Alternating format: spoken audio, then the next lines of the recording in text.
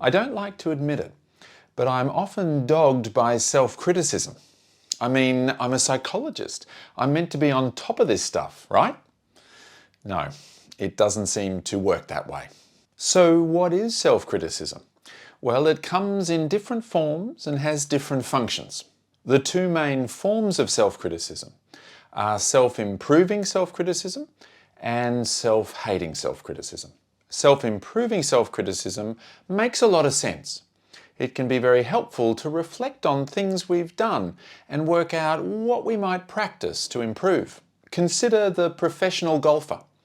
She doesn't only think about all the things she did well in her last competitive round.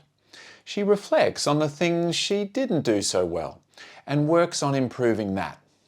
She might notice that her short game wasn't so good, and so she gets in the practice bunker and hits 1,000 balls.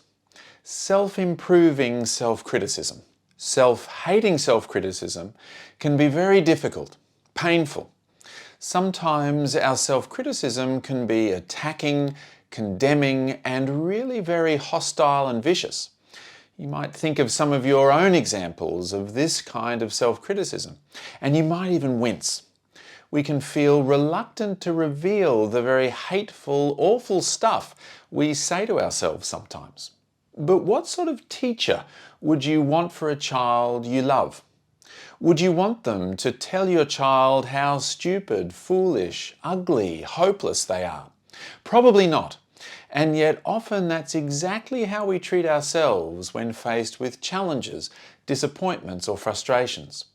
Self-hating self-criticism. Here's a problem. We often believe that the function of our self-criticism, especially that self-hating self-criticism, is somehow helpful.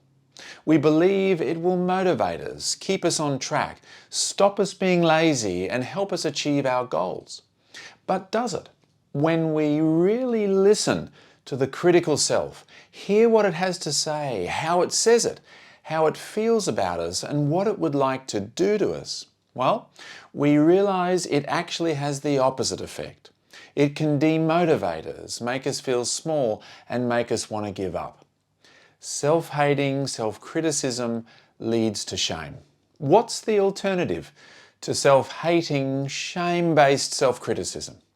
Well, there's another part of ourselves that has aspirations for us too.